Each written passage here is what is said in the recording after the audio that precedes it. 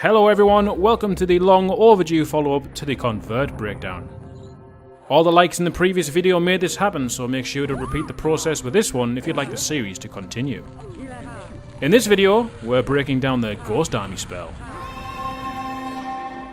As usual, we're checking out the encyclopedia for a not so brief summary. Brace yourself. The Ghost Army spell creates ethereal followers for you to command. Although they have no strength and can't perform any tasks such as construction, they appear solid and real to the enemy. You can command them as you do normal followers, but as soon as they are hurt in any way, they will disappear in a cloud of smoke. If you cast the Ghost Army spell on an empty piece of ground, you will create Ghost Braves. If you cast the spell on another follower, however, you will create a ghost of that follower. This spell is only available during multiplayer games. Whew, that wasn't so long. Honestly, that encyclopedia covers what I'm going to tell you, but you're here for my opinion anyway, not those defunct creators. Ghost Army is a multiplayer-only spell that is used to confuse and deceive your opponent and their followers. When cast, it will create phantom copies of whichever unit you desire, including your own shaman. Any direct damage from a unit or spell will cause the ghost to disappear in a puff of smoke, with the exception of the Fire Warrior damage, which is counted as indirect damage, similar to blast proximity damage and that of the Tornado, which does not pick up ghost units. Your ghost followers will appear transparent to you so you can distinguish them amongst your actual followers. To the other tribes, including your ally, they will appear like another ordinary follower. Alright, so there are numerous amounts of uses for the Ghost Army spell. I will do my best to cover them all, but if I do miss any, please let me know in the comments below. In a pleasant manner, I am just one man after all. Likely the most important use of the spell is to divert an enemy follower's attention from attacking your actual unit. The most common way you will see this is to distract Fire Warriors in towers, as they do heavy damage to your units. The Fire Warriors will shoot the ghost followers unless commanded otherwise by the player, giving the attacking player a chance to get past the towers by taking less damage, or the chance to directly attack the Fire Warriors with real followers. All other followers can be distracted. You could use ghosts to take the attention of enemy warriors so your own warriors take less damage, attacking the enemy units whilst they occupy themselves attacking ghosts. You can use ghosts to drag enemy followers and shamans out of towers. Send them inside a tower and the enemy will be pulled out, making them vulnerable to attack. Using Ghost Army to pull an enemy Fire Warrior out and then killing it with a blast is almost 4 times more efficient than killing it with a lightning. Mana efficient, that is. Nothing's more efficient at killing than a lightning. But this isn't about the lightning spell. You can make your attack or defense appear more intimidating than it really is with Ghost Army. Add Fire Warriors throughout your defense or station warriors at various parts of the map. Your opponent may think twice before attacking you, and if you're fortunate they will waste more costly spells to take out your fictitious men. Ghosts are great at delaying the enemy's shaman. Cast them on the enemy and watch as she fumbles around trying not to get knocked into the water. Instead of fumbling around, however, cast your own Ghost Army in response. The Braves will fight one another until they all vanish. If you would like to confuse a new player who hasn't seen this video, but make sure to show them afterwards, you can blow their minds by having multiple copies of your own shaman. Besides confusing newbies, this is a great way to confuse your opponent and hide the location of your actual shaman. One of the best feelings in Populous is watching your enemy waste lightnings on your ghost shaman whilst your real shaman is elsewhere. Send ghost shamans in different directions to really confuse your opponent, making sure not to cast the spell at an obvious moment or your enemy may see which shaman is real. The Angel of Death is possibly one of the most overrated spells in the game. Cast ghosts around its location and watch as it wastes time chasing empty calories. Just make sure to keep your shaman away. They have a penchant for devouring shamans. Before we look at the wiki statistics, there are some additional stats that we need to have a look at. Casting this spell gives us 6 Braves, or 3 trained followers if cast on top of another trained follower. My question then, would it cost more mana to train 6 Ghost Braves into Ghost Warriors than it would to cast Ghost Army twice? Ghost Army costs 180 mana, so we would need to use 360 points of mana to create 6 Ghost Warriors without training. To train followers we still need the initial cast, so that's 180 points of mana. Now we send our Ghost Braves to the Warrior Hut and see what the results are. We only have the Shaman on the map and she generates roughly 1 mana per second, so each second training will be 1 point of mana. Here we notice something strange indeed. The first Brave takes 31 seconds to train, yet the following 5 Braves take 7 seconds each. Let's send another 2 Braves to the Warrior Hut. Again, we see that the first Brave took 31 seconds to train, but the second only took 7 seconds. This seems to be a reoccurring theme, where the initial Brave takes more than 4 times longer than the following Braves.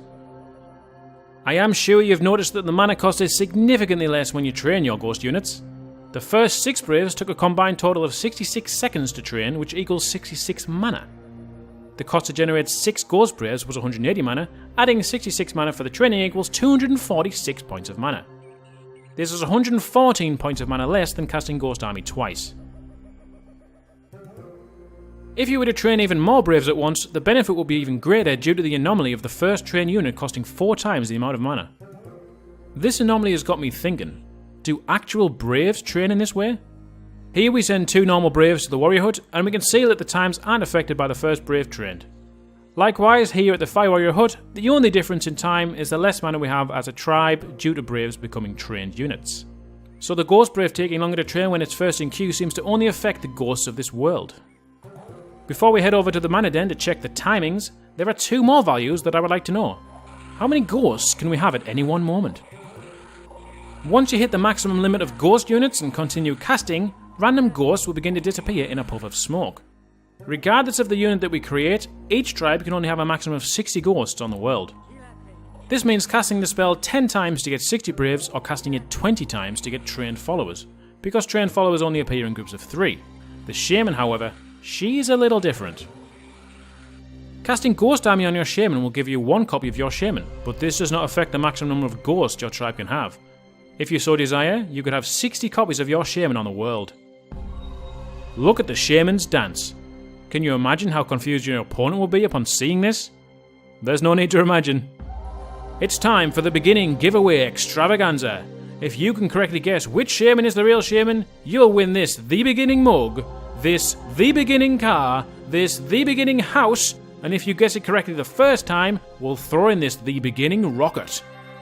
You've got 10 seconds to decide.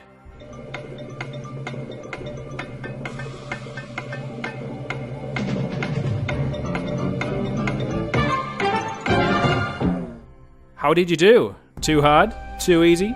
If you're the clever sort who saw through the charade and believes I'm the kind of person who would hide the Shaman in plain sight, you would be wrong. This is the real Shaman. Ghost Shamans can't hide inside huts. Looks like I'm keeping that rocket for myself. The last curiosity that I have is about the order of priority that ghosts are given to the player.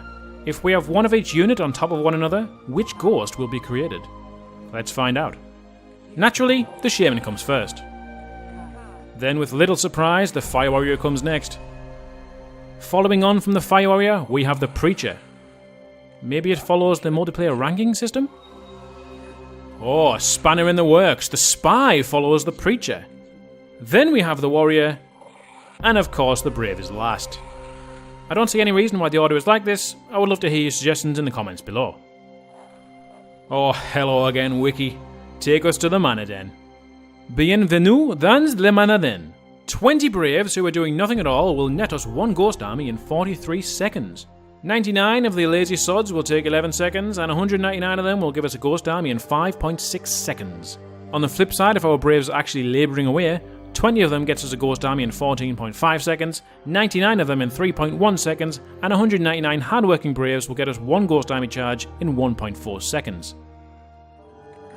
Okay, I'm sure you've been paying enough attention to notice we can have 4 shots of Ghost Army charge at any one time. Let's look at the range. Ghost Army falls into the green category of spells, which is a range of 8 and is the most common range. You can see it shares a range with spells such as Hypnotize, Magical Shield and Tornado. It is more than enough to do the job. I know you guys wouldn't live without this overlay. Remember to like the video to prove me wrong. Duration rightly shows is indefinite because, as you've been taught, ghosts remain on the field until they disappear due to damage or overpopulation. Incantation. The wiki says Gelate, but to me I'd spell it Gilate. You know, with an I rather than an E. That looks a bit more populist-ish. Gilate, pronounced Ki-La-Te. Have a listen. Gilate. Gilate. Gilate.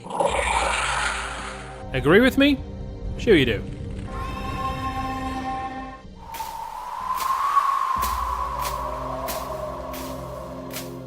Ghost Army is not found anywhere in the single player campaign because it's a multiplayer only spell. When playing online, this is a default spell and you'll be using it in 99.855% of your games. So don't act like a noob when you see someone with more than one Shaman.